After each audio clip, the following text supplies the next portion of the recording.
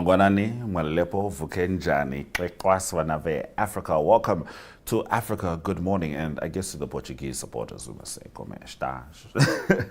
Congratulations on Portugal supporters in the World Cup as they managed to defeat Croatia. They are going to be facing Spain, so that's going to be an interesting one.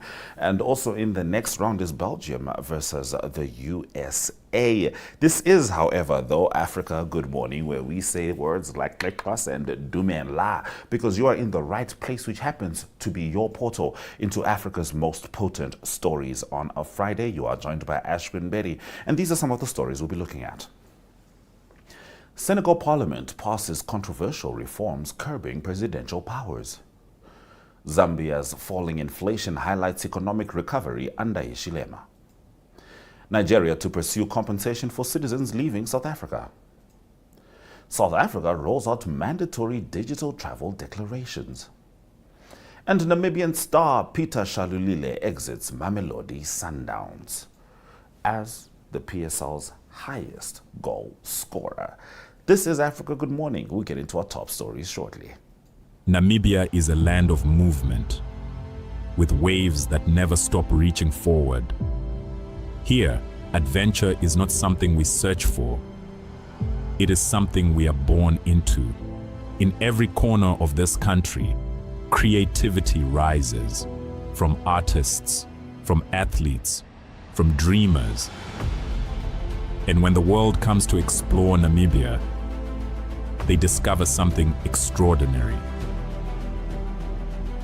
Because when sport moves people, creativity moves ideas, and tourism moves the world toward us. Something powerful happens. A platform where movement meets imagination, where industries connect, where opportunity grows, where Namibia's next chapter begins. Welcome to the Creative Sport Tourism Expo. Exhibit, partner, experience. Creative Sport Tourism.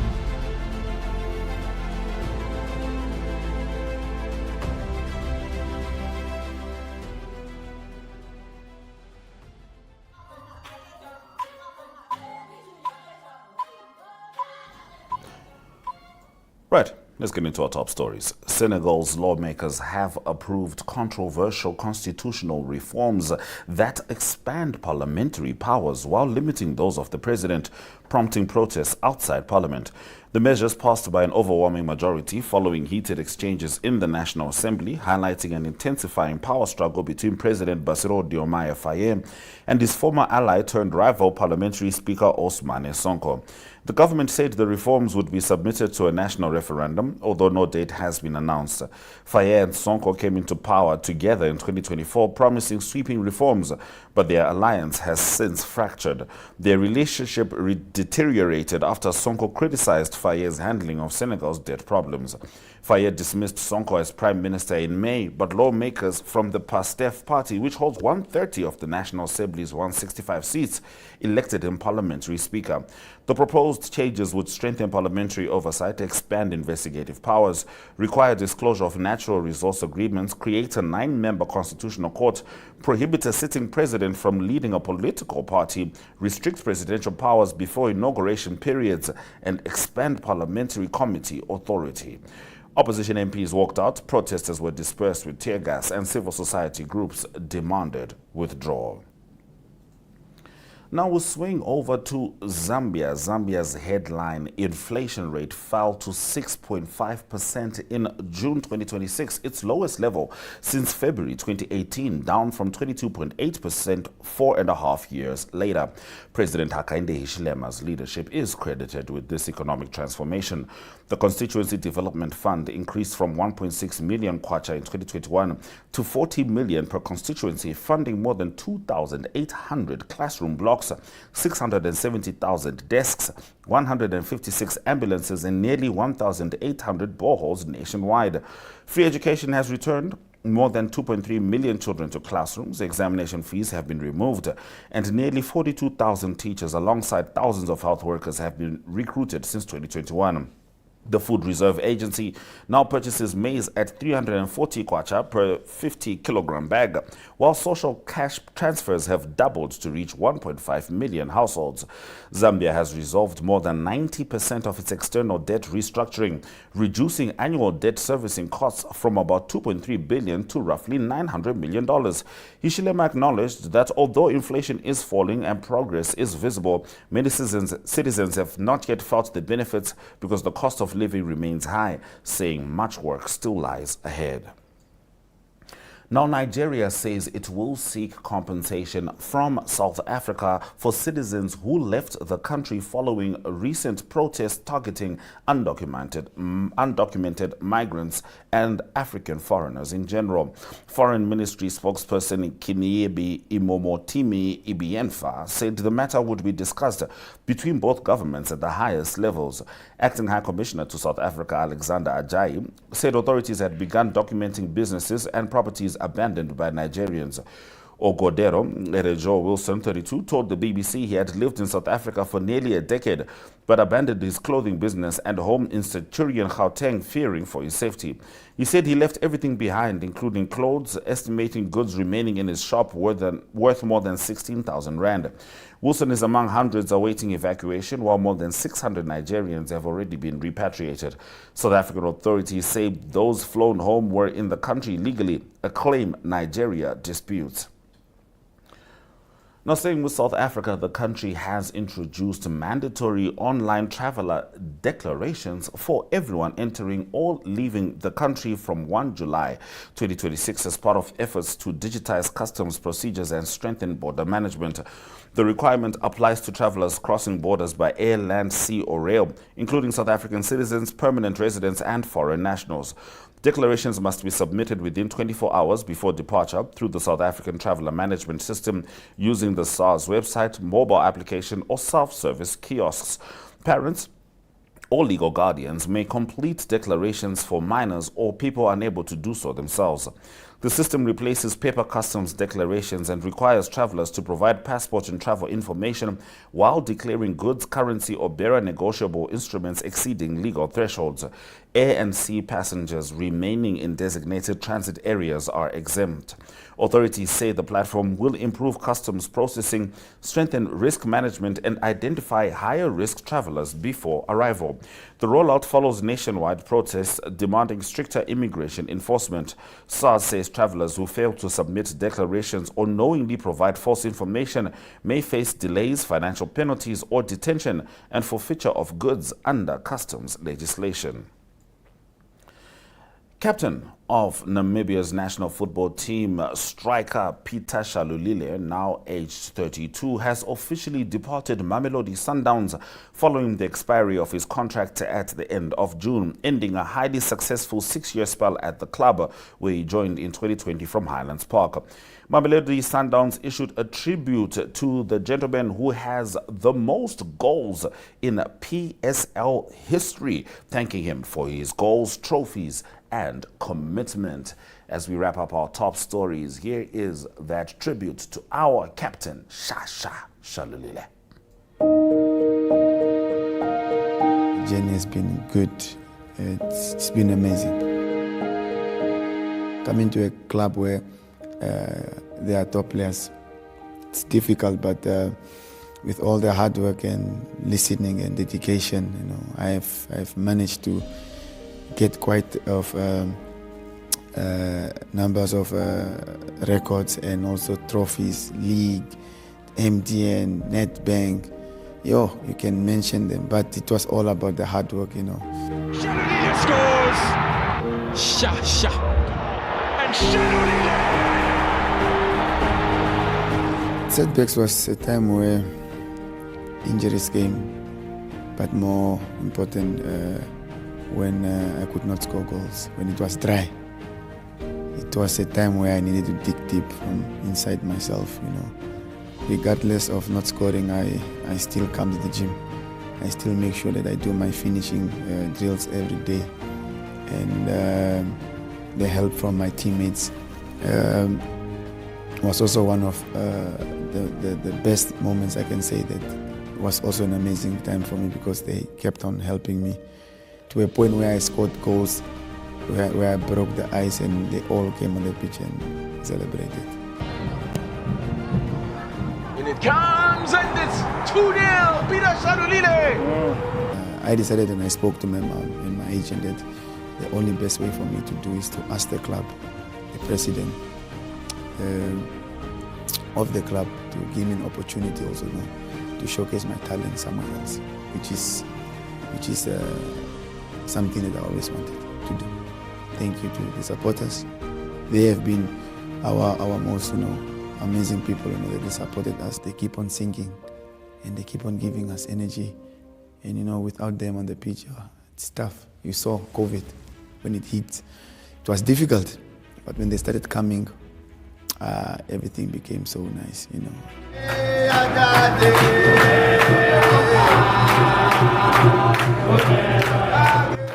hearts, and may they always continue working hard. May they always remember that nothing. You can achieve nothing without God. That's what I always tell them. And I always say, being a good person does not cost you anything. Just be good, and life itself will reward you. Cheche, I call him Cheche, my chairman. I would just like to thank chairman first of all. I known him only for like 3 years because when he took over, but he has been an amazing person. And then the board, it was difficult also for them to get me because there were ups and downs. They were fighting to get me when I was at Highlands Park. But I salute them. I thank them for bringing me here to Sundowns also, and even the previous people that were here that left. I would just like to thank them from the bottom of my heart. It's not a goodbye, but I always say, we'll never know where we'll end up, because life is unpredictable. But I would just like to thank them and Mr. President himself also for giving me this opportunity, for taking me from Highlands Park and placing me at Sundowns.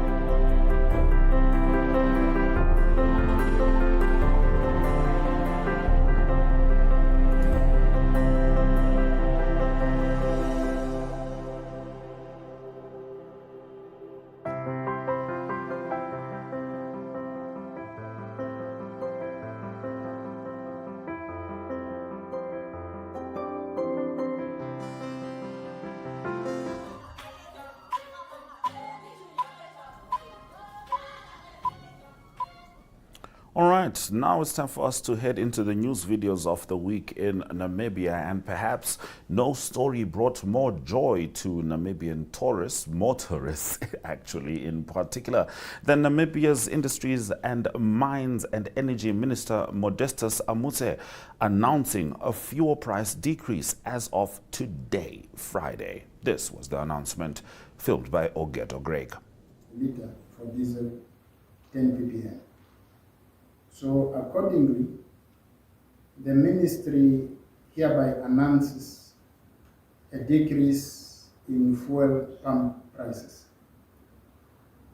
That will be effective from the 3rd of July 2026 at 12 o'clock midnight. That will be this Friday. The pump price for petrol 95 will decrease by 1 cent, $1 per liter. $1, not 1 cent per liter. While the pump price of all diesel grades will decrease by $4 per liter.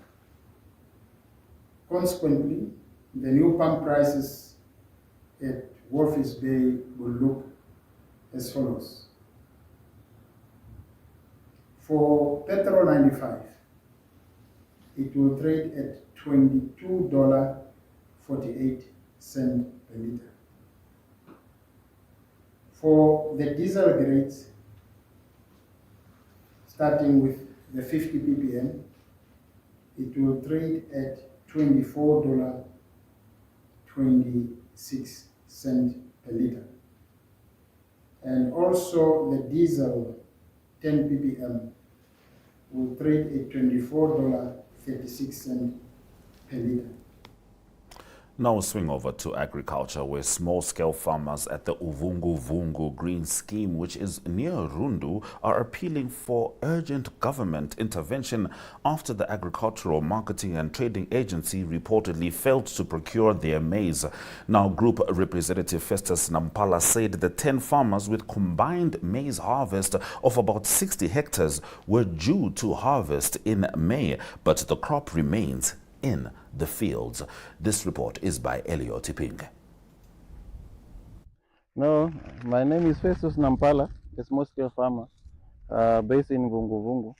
We are pleading for the government to come, at least to help, to come on the board. As you can see, the crops, they are already, insects, they are already affecting the production. The moisture content is also going down. All the production it will be worsened if the government is not coming in. At least they should give a directive for AMTA to keep our maize. As you can see, what is this now? Before the AMTA account get frozen, we used to just sell straight. AMTA is the one who allocated with the government silo. It's a national silo, that one. And their aim, once their budget is just to procure the maize for farmers. For now, as you can see, everything is gotten to Bilote. It's just because of this. How many hectares is it? For each farmer is allocated with 6 hectares, and in total now for the small scale farmer it's 60 hectares. Very, very heartened, since now our livelihood is depending on this one. So imagine the maize, it was planted on January, December, up to now we don't have any income coming to our pocket. By this time we could already smile going to the bank, but now our kids, they are also suffering. We can't support them anymore. Yeah, I just want to add what my colleague is saying. Yeah, my name is Johannes, a small-scale farmer. As my colleague was explaining about this maize, now this maize is supposed to be harvested last month, but now it went too much over, and now the moisture of this maize, the content moisture, will not be as reasonable anymore. It means it will give a very low yield. You might get a better, like more tons, but it will be so much weakened. Now, the SOE Games will take place in Rundu from 2 to 4 July with more than 4,500 participants expected to attend. Now, Public Enterprises Forum Treasurer Kenneth Matomola said this year's SOE Games are about more than sport, with the event aimed at strengthening collaboration, teamwork and professional relationships across Namibia's public enterprises. Like how it has been intended. And therefore, this forum has 2 initiatives. One is the annual games, where we bring together all our colleagues to come and participate in sports. That's one.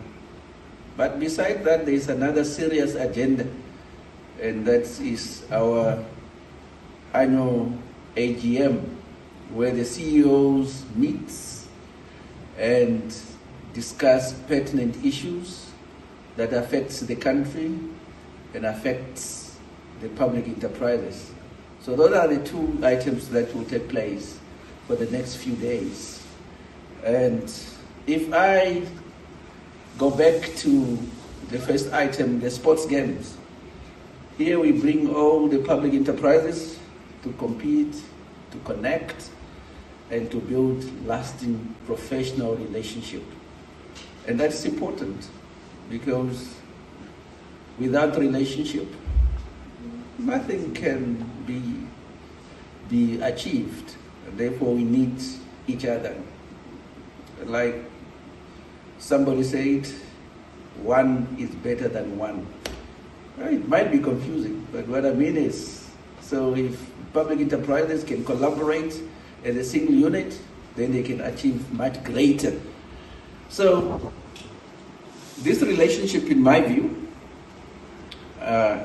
is that the public enterprises want to invest in its people, because people are the most important assets that the public enterprises have, so that we can build strong institutional arrangements.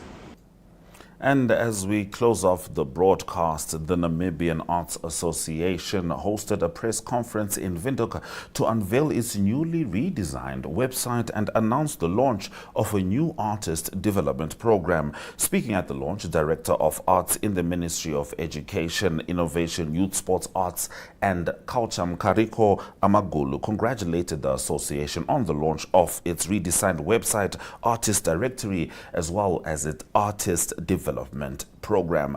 This one is by George De Santos, as we say, Swerai Zakanaka for the week. Then we say, okay, you can go now. However, as we celebrate an important milestone for Namibia's visual arts sector, I wish to congratulate the Namibia Arts Association on today's achievements.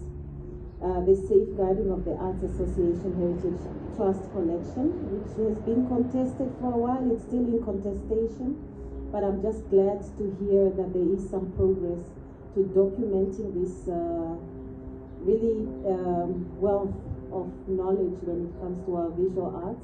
And I really hope that we can also take hands to see how we can better house it and store it as well in ways that we don't get to lose it. I wish to congratulate the Namibia Arts Association on today's achievements. So the safeguarding of the collection, the launch of the redesigned website and artist directory, thank you for that. And most importantly, the launch of the artist development program that we'll be launching once I'm done, and then demonstrate the association's commitment to building a stronger future for Namibian artists. Today's theme, platform, safeguard, and professionalize Namibian art, could not be more appropriate. These three words capture exactly what our artists need. The need for platforms where they can exhibit and be seen. They need our heritage to be safeguarded so that future generations understand who we are and where we come from. And